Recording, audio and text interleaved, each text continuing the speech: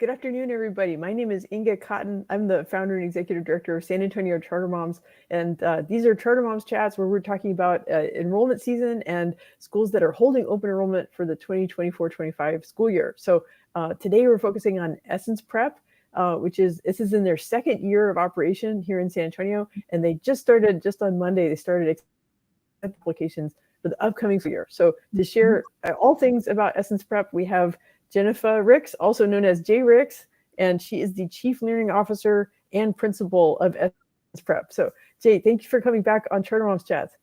Of course. Thank you for having us, having Essence. You know, it's always a joy for us to be able to connect with Charter Moms. So thank you all as well. Yeah, well, and y'all were among the stars of the event we had on Saturday, right? We went to the East Side. We were at Second Baptist Community Center, and Essence. We were really proud to have Essence Prep at that event at School Discovery Days. Well, thank you. Yeah, anytime we have the chance to collaborate with you all, you know, that brings joy to us. So we're always excited about it. Yeah. Okay. Well, for folks who maybe haven't heard about Essence Prep yet, because y'all kind of new, but can you lay out the mission and vision of Essence Prep?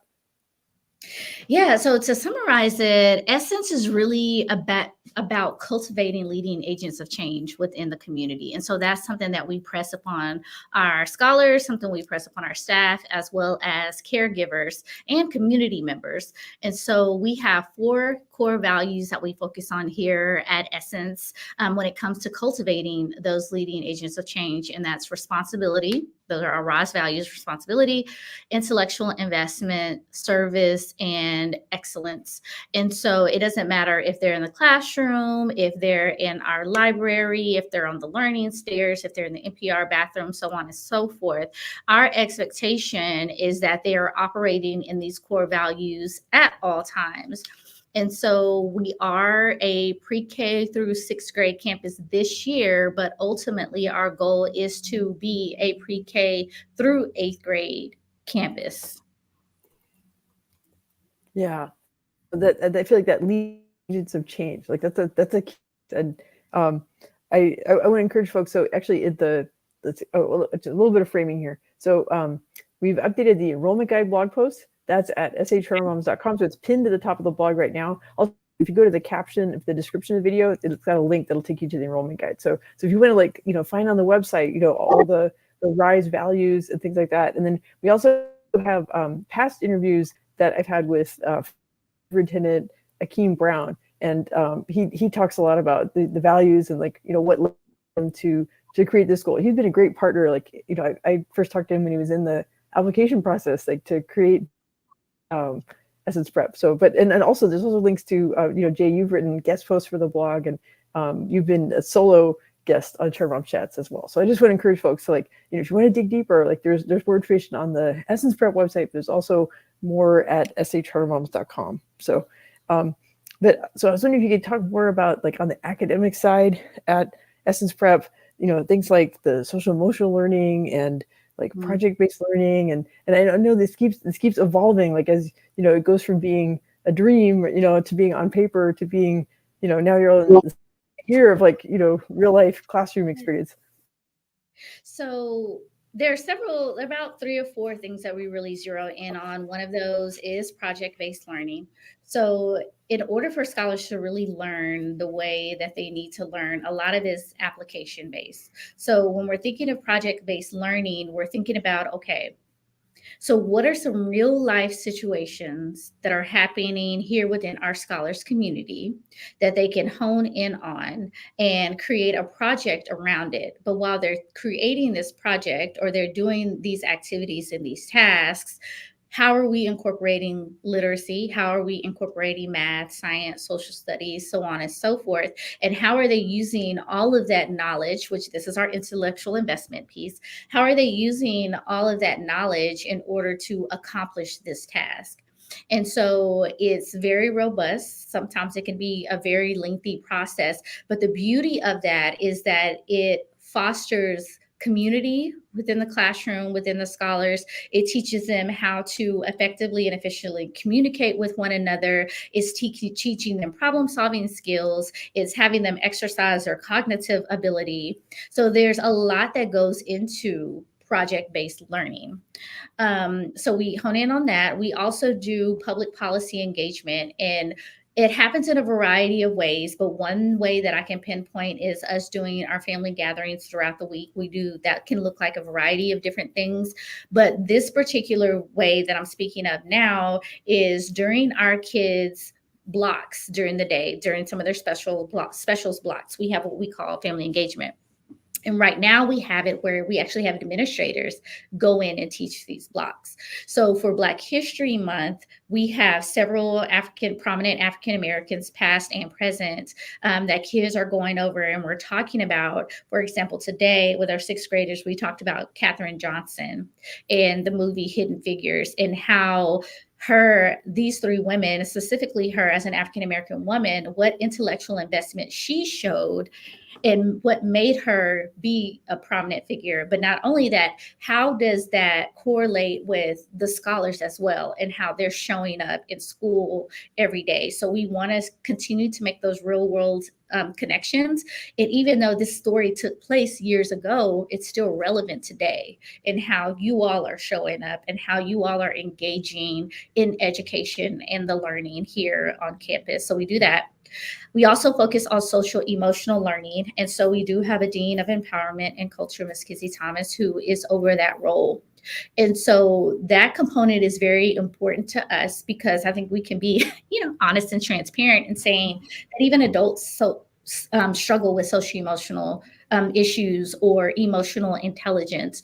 And so when we can get scholars at this age to really know and understand what that means and get in touch with their emotions and be able to speak more on, oh, I'm just mad, happy, or sad. Well, there are all these other emotions that you could be feeling as well. Because what we learn is when we name something, like if I say this situation makes me sad, I'm going to act sad. But if it really didn't make me sad, it was something that made me angry, then I'm going to act and react a different way. So it's really being able to pinpoint exactly what their emotions are and what they're feeling so they can act accordingly. But then also so that we know how to best support them in whatever it is that they're going through.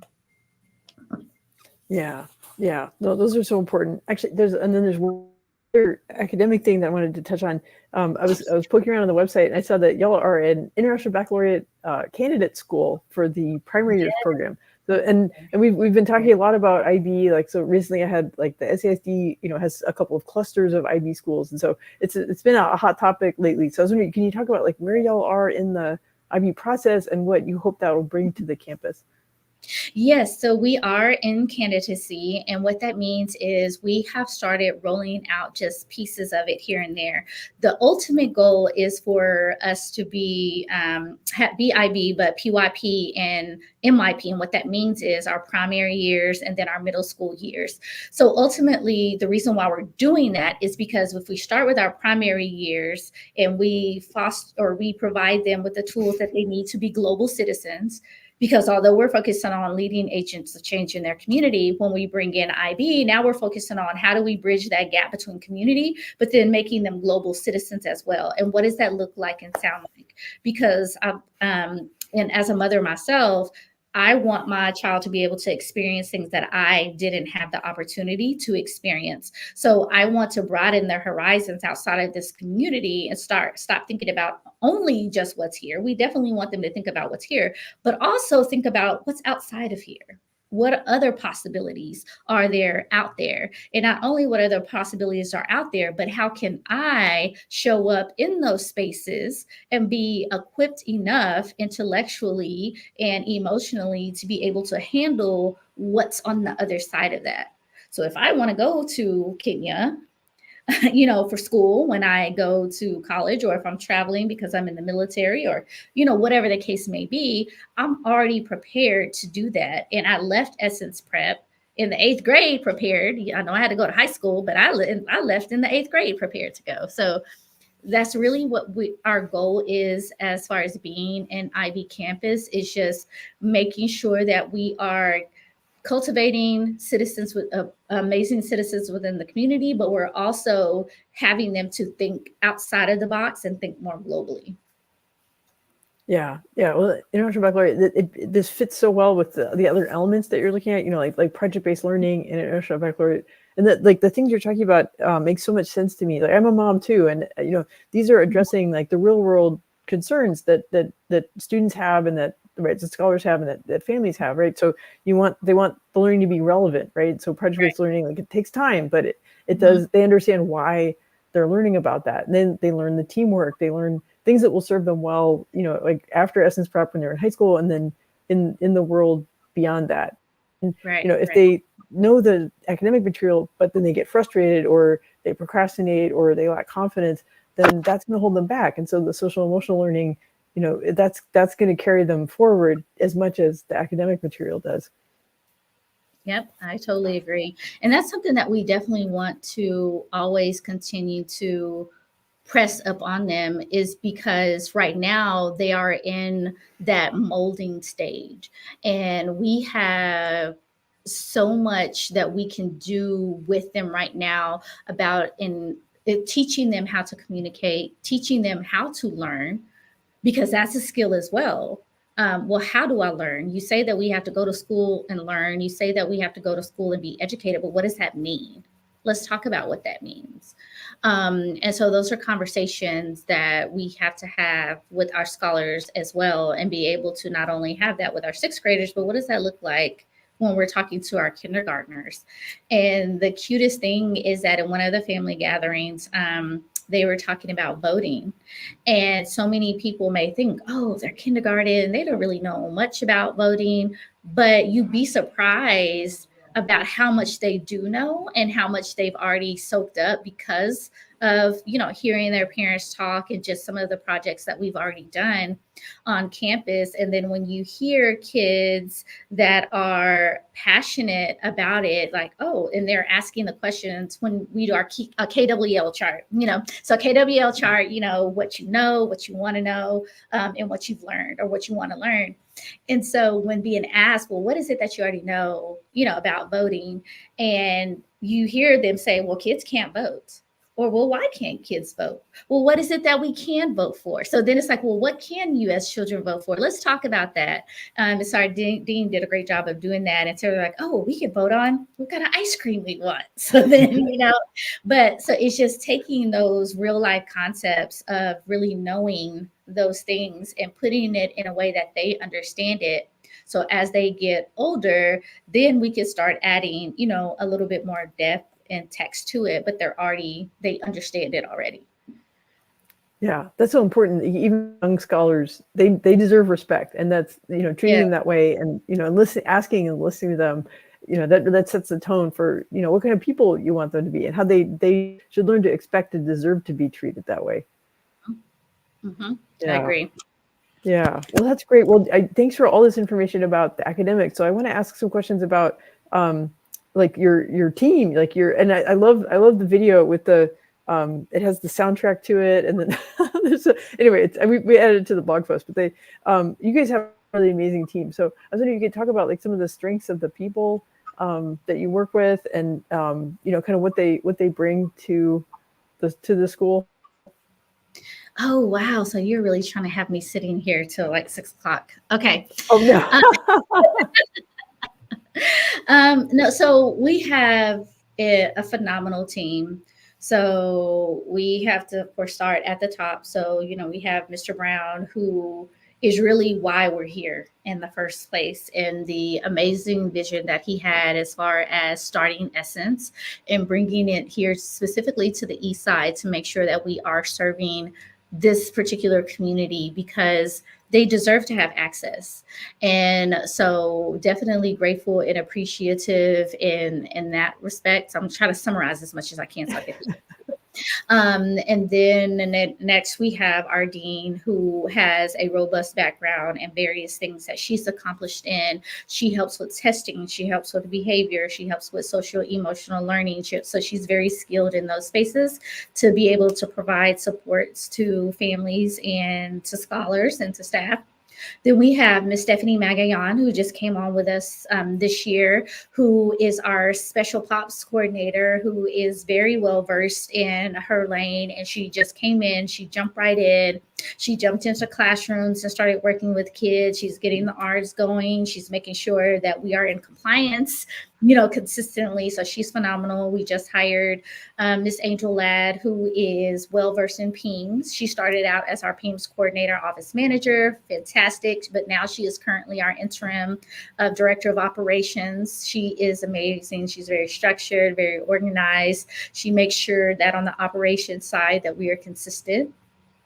On her team, we have Mr. Lara, who's our facilities manager. He's new as well. He came right in, jumped on board, fit very well into our culture. He's all over the place, making sure desks and chairs are available and the elevators, on point, and things are getting cleaned, along with Miss Beltran. We have two Miss Beltrans, and they both come in and support with making sure that Essence is as clean as a whistle. So they are new additions, and they are phenomenal as well. Then we have Miss Alicia Sebastian, who's our director of the after school program. So she is making sure that scholars are getting the enrichment that they need, such as, dance or orchestra, or in our Rise room, which is where they get extra academic support, a choir, different things like that. Then we have our director of programs, who is Miss Shashawn Clark Taylor, and she makes sure that our partnerships with those who want to come in and work with Essence are thriving. And so she does a great job of setting up those meetings, getting people into the building so that scholars can see more successful individuals, that look like them or that they can relate to. We have Miss Mia, who's our fantastic counselor, who also supports with SEL, and she goes in the classroom. She does guidance lessons with the kids. She also is there if we have kids that may have meltdowns or need to talk about their emotions and really identify what those are. She's available to do that for them, but she's also available for staff. She is a licensed counselor, so even adults do have the opportunity to go in and speak with her as well. We have Miss Jersey White, who is with us. She's currently serving two roles. She's our temporary receptionist right now, but she's also serving as the executive assistant to the superintendent. And so she's doing a fantastic job making sure that we're staying in communication with parents or whatever needs may come across. Then we have our phenomenal teachers. So kinder, pre-K through 6th grade. So we are partnering with pre-K for SA. So we have Miss Heinrich, we have Miss Flores that are in the pre-K room right now, serving in that capacity. And they are amazing in the way just they communicate with the kids, how they engage our scholars during play, which we know for pre-K is also learning. And so just really learning those basic skills. How do we sit at the table? How do we eat? How do we talk to one another? How do we share? So just simple things like that. They do a fantastic job. We have our kindergarten teachers, Miss Gonzalez and Miss Anderson, so math and ELAR, and they do a wonderful job. Miss Gonzalez does a great job of making sure that kids have a variety of stations for them to engage in, because kinder isn't too far off from pre-K, so they do a little playtime / learning as well. We have Miss Anderson, who is phenomenal. Just even the way that she has her room set up, and she has her desk set up in a circle where they all sit there together. So nobody's at the head of the table. They're all on equal playing fields. They all have in-depth conversations about just a variety of things. Like I know last time I was in the classroom, they were just talking about just eating healthy, what that looks like. So they were having, a robust discussion surrounding that.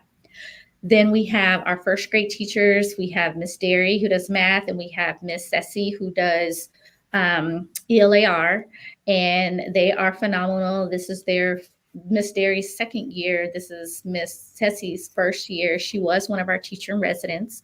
So we do partner with Region 20, their top program. And so she was initially a resident who we were able to bring on full time. She's phenomenal when it comes to read alouds and stations with the kids. They're very in tune to her. And then we have Miss Derry, who does the cutest math projects with the kids and science projects with them. My own daughter's in her classroom and loves science. She loves math and science. She loves Miss Derry's class. Then we have one 2nd grade teacher, Miss Mitchell, and she's our project-based learning star teacher.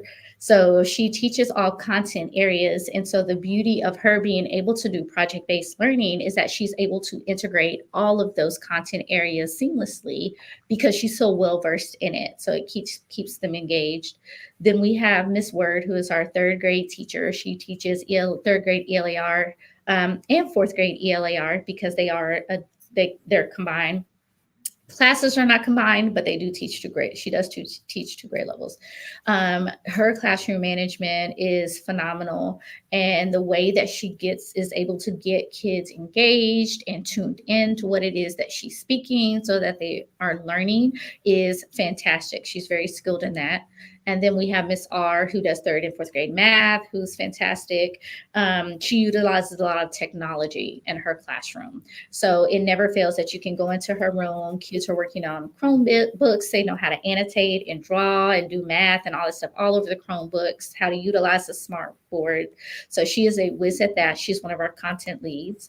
Then we have Mr. Collins, who is an amazing literacy teacher. He teaches fifth and sixth grade ELAR and social studies. So he really has the kids tuned into novels and just really how to read through them, how to dissect them, how to understand it, how to find the meaning in the context of it. So he's great with them, but he also teaches our kids orchestra and after school program. Yeah, so we have some kids that really, really enjoy that. And then we have Miss Forte, who does sixth grade, and she is new to us. She came, I believe, at the end of the year last year, but she has been amazing in that she hones in on science. And I could definitely tell that's one of her strengths. She's phenomenal when it comes to that. But overall, we have a fantastic staff. And I'm trying to think, we do have Miss Damika. Can't forget Miss Damika. She is the reason why we have kids in this building.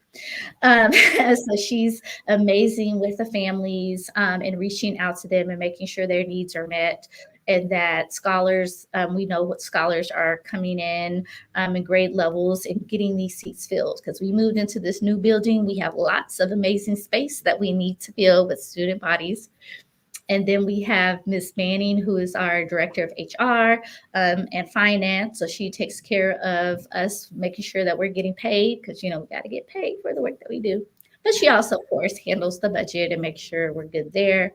And then we just hired on our family engagement person, who is Miss Russell. And then we have our director of advocacy, who is Dr. Jeannie Murphy. So they are our newest new hires that have been a wonderful asset to Essence as well, and making sure that we're continuing to stay in contact with caregivers on the family engagement side, and then on the advocacy side, just making sure that we are getting our needs met as a charter school and as an organization. And I'm happy to say we have quite a few more new members that will be coming that we are super excited about having. So I know that was a lot. I tried to summarize it, but I wanted to make sure that I gave some shine to everybody. Yeah, that was beautiful. No, I think, it's one thing to say like, oh, well, Jay's the principal, so she has to know what everybody does. But it's like, and love, and what all the strengths are of your people, and you're super proud of your people. And it really came through as you talked about them. So that really warmed my heart. Yeah, we definitely have an amazing team. And when boots are on the ground and we're all focused, there's nothing we can't accomplish. So yeah. And this is really fun for me because I remember one summer, it was Akeem and then Brian Dillard, who's a fantastic board member, right? I remember having them on. I was actually at the pool while my kids were swimming, but I was like, okay, Akeem, okay, Brian, tell me what's the school you're dreaming up, and so to go from that, to you talking about real people with classrooms full of kids and the real projects that they're doing with them. That's so exciting. It's so exciting to see the school blossoming and emerging. Mm-hmm. Yeah, we're excited. And I know as the years pass, it's only going to get better. It's only going to get better. And the more amazing, talented staff that we bring on, and how everybody's able to put their strengths on the table and come together and work as a team and move forward, it's just going to continue to thrive. Yeah. So actually, we have a question from the Facebook page that's actually relevant because I was about to ask about this. So Veronica is asking, does the school have an after-school program? So, and then you've mentioned about some of the things like orchestra and stuff, but can you talk more about the after school programs? We do. We do have an after school program. And so our program runs Monday through Thursday, and it is from 4:30 until 6 o'clock. And so we have programs such as dance, we have hip hop, West African dance. We had partnered at one point with Friendship is in the Pool, where they came in, they did coding. Kids do orchestra. We also have choir. We do have 2 rooms that we specifically call the Rise Room, and these were intentional because those spaces allow kids to get additional support when it comes to academics. So if they need any additional tutoring, if they need homework assistance, those classrooms are there as well.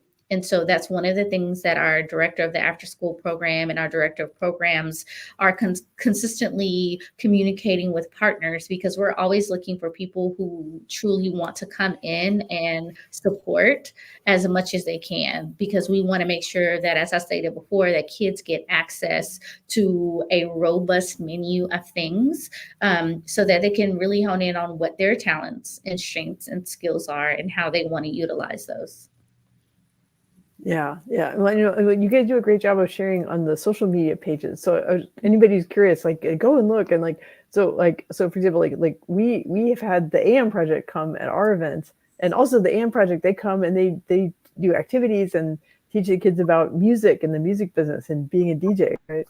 Yeah, so AM Project is phenomenal. So they're not actually part of our after school program. They actually come to us during the day, which is amazing, because it's actually one of the 3 through 6 is what part of their specials.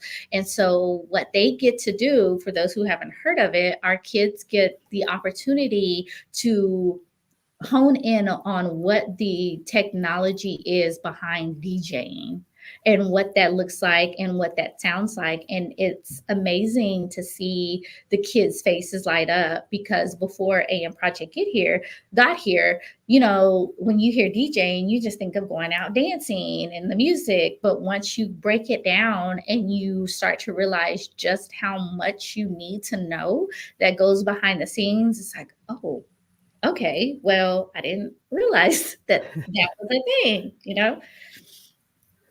Yeah, we love working with them because they'll provide DJs for our events, but the DJs sometimes they're as young as 14, 11, 10 years old, and they're getting experience being DJs, and it's really exciting to be a part of that. And I think another thing I think I've seen on y'all's social media, so Gardopia Gardens, right? And y'all have a garden with them, right? So that's part of the curriculum, it's part of the specials? It is. So every Friday is when Gardopia comes out. And so all grade levels get the opportunity to either go into our flex room, is where they normally start. And that's one of the classrooms that's set up, has a smart board. They were able to bring in different kinds of plants and all that kind of stuff so kids can see that. But the goal is for them to dig deeper, pun intended, dig deeper into the science behind gardening and what it means and what it takes when, you are trying to grow plants or vegetables or fruits, and what that looks like. And so they do that, have that time in the classroom, but then they actually get to go outside of the classroom, because we do have raised garden beds here on property, and they get to plant vegetables and they get to plant fruits. They get to take home, flower seeds that they talk about. We have 2 chickens that are outside as well. So they talked about, chickens and eggs. And the beauty of this is that we're going to continue that, because ultimately what we really want to do is take the fruits and the vegetables and the eggs and all those things and have an Essence Prep farmers market, so to speak, to allow community members to come in and get food. And so we've had families take home, greens or strawberries or eggplant or different things like that from the garden that we have here on site. That's amazing. And I feel touching back on something you mentioned earlier about the public policy engagement, that, it's a fact that the East Side has food deserts, right? And that, families in San Antonio really need to know more about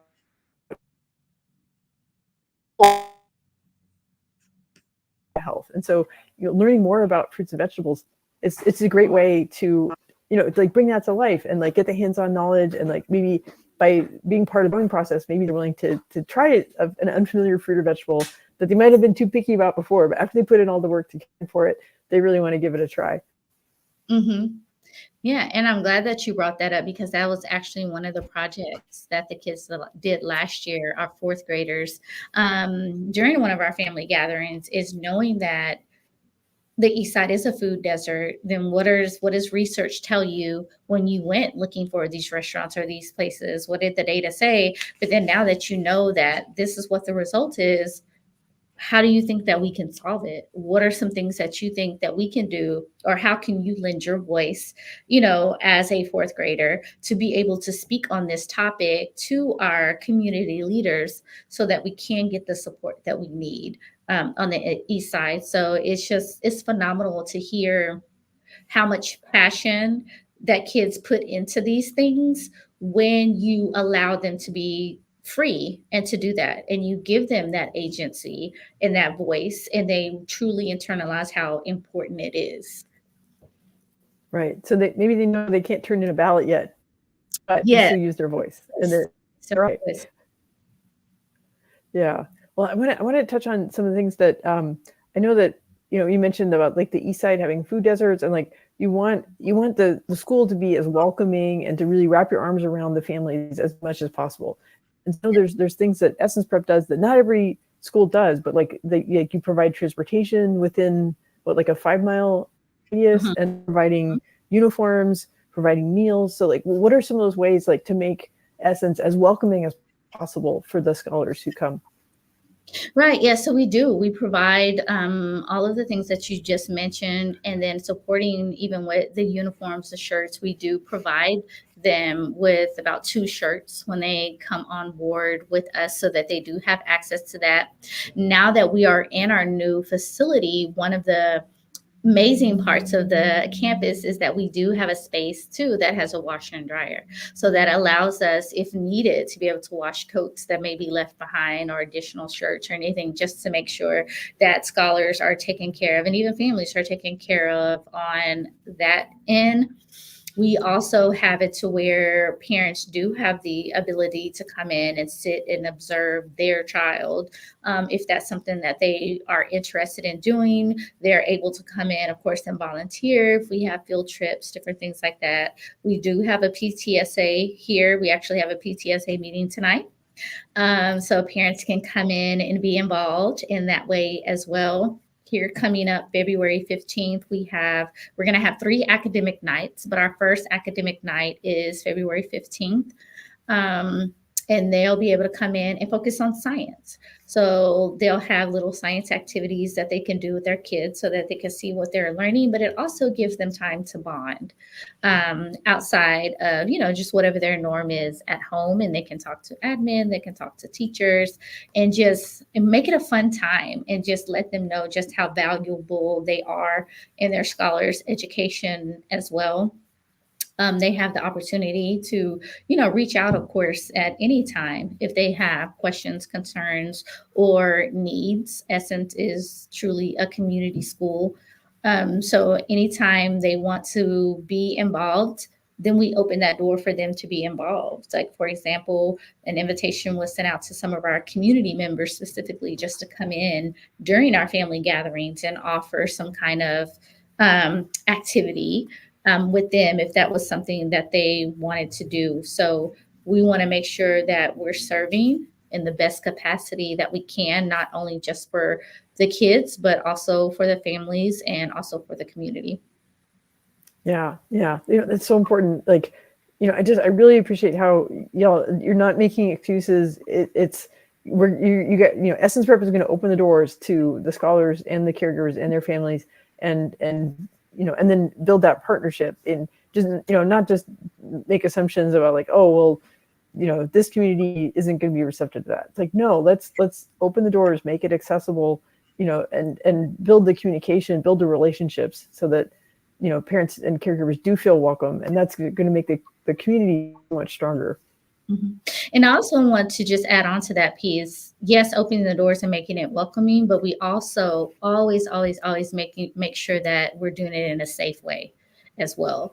And so another great part of the design of the new building is just the doors that we have at the beginning or at the entrance, and making sure that we're allowing people in who are safe to be inside. And so we're very strict on that as well because, yes, we want the community to come in. Yes, we want parents, but we also want to make sure that we're keeping, our babies safe as well. Yeah, no, that's a really good point. Yeah, that's one of the benefits of a new facility. You can, but and it's like you're reading my mind because it's like that was my next question. Is like because I remember from the gala like things like the kitchen and right, the room where kids can dance. And so what are some of the spaces at the, you mentioned the washer and dryer, right? Like, so what are some of the things Yes. about your new campus that you're especially excited about? So we have a huge NPR now, our multi-purpose rooms, which can be used for PE, athletics, but it's also used for our cafeteria. Sometimes we hold PD in there. Sometimes there are meetings that are held in there. A large space. So I really love that. I love our huge state-of-the-art kitchen that we have. We also have the washer and dryer. We do have a dance studio where the kids can go in, and that's where, excuse me, they do hip hop or West African dance. So they utilize that space. The library space is phenomenal. We're still getting furniture in all of these spaces because we did move in January 2nd. So we're still getting all of our stuff in. Some of my personal favorite spaces in the building is we have our learning stairs, which is right outside of the NPR. And I love that space because teachers have even started utilizing it. Sometimes they just want to get out of the classroom and teach the kids in a different space. And so they're able to just go sit on the stairs, take tests, or, have discussions or whatever it is that they need in order, to suffice. And then right behind that, in the process of turning this space into what we call our reading nook. And so the goal there is for kids to be able to go in, if they earn it, of course, to go in and sit and read and just take a time out. Then we have a couple of spaces upstairs that we're looking to turn into some reading nooks for that same reason, to give the older kids space to go just sit and read or do homework. The windows are phenomenal. It's nice to be able to, let the sunlight in. So that's another amazing feature that we have to the building. So although there's multiple things, those were probably my favorite things that are in the building.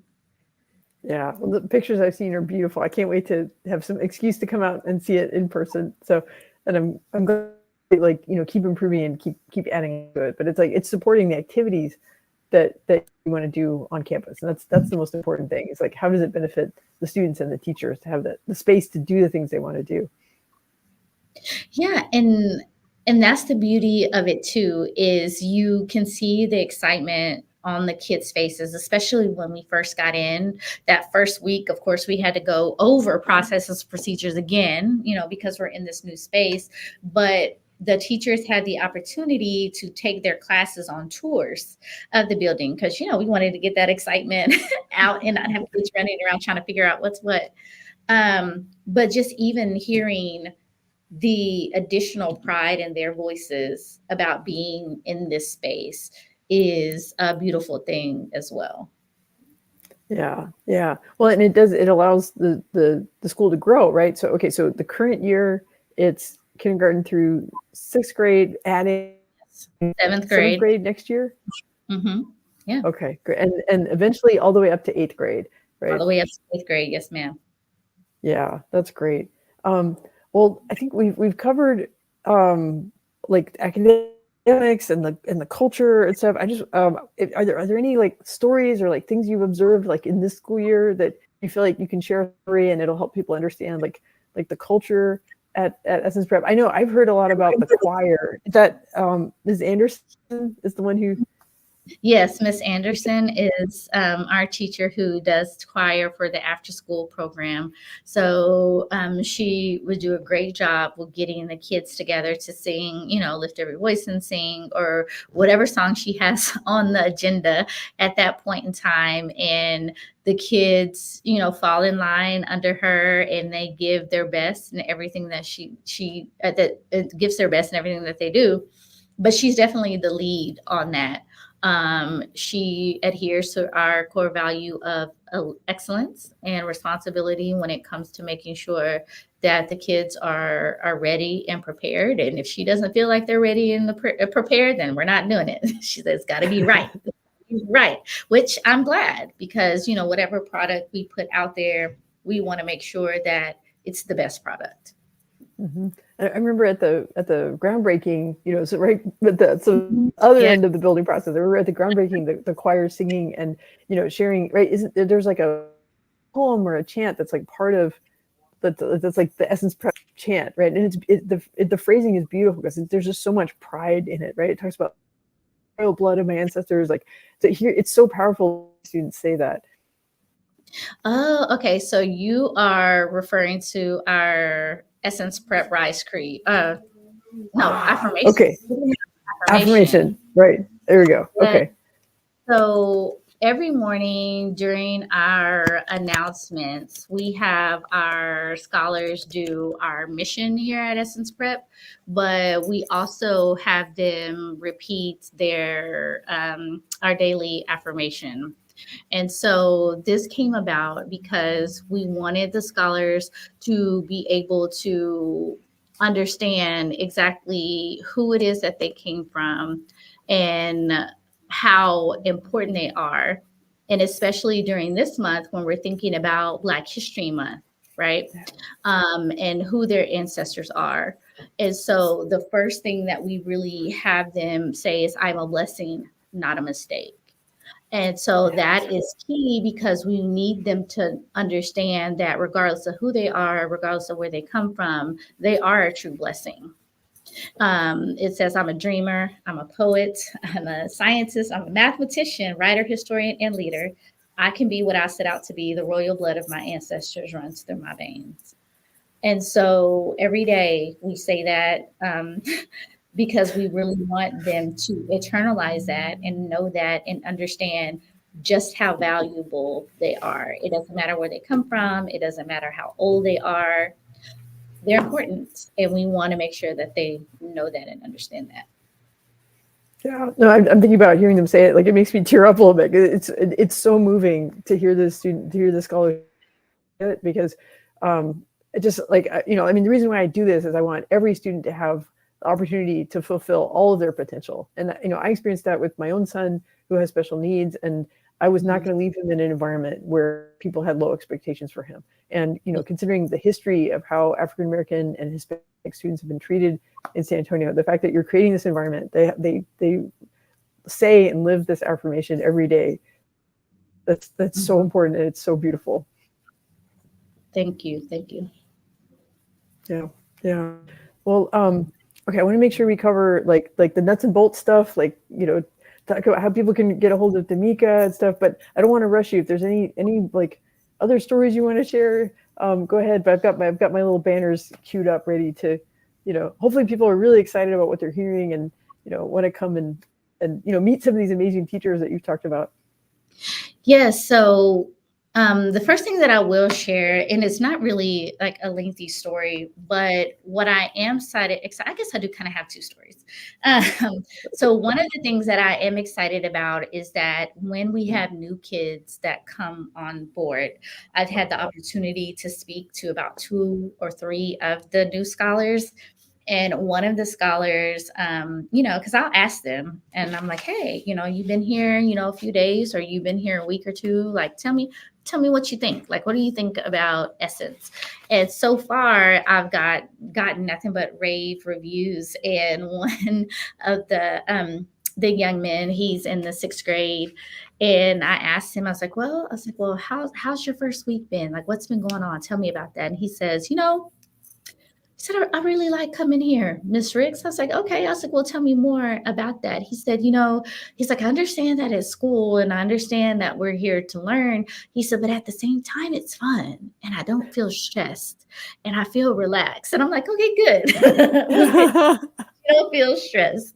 So it's just comments like that that you get from the kids, or when you have kids, like even your new ones that come in and they don't want to go home, or they're like, well, what else can I do to stay here, a little bit longer? So that's always fantastic. And then just my own personal story, and I actually posted this on Facebook about a month or so ago. And I hear my daughter, because my daughter goes here, she's in the first grade, and I hear her on the phone with her cousin and her friend, and she's like screaming at them. And she's like, no, I don't go to that school. I go to Essence Prep. And so she's just like real adamant. I'm like, why are you yelling at them? Like, why are you yelling at your friends? And she's like, that is not my school. My school is Essence Prep. And then she's like, well, can you move to Texas? She said, y'all can move to Texas and y'all can go to Essence. And so she's a little advocate, for the school herself. So far, yeah, we do have kids that really, really love going here. We have families that love sending their kids here. And so on that note, if you want to enroll your kids here at Essence Prep, we would be more than happy to have them.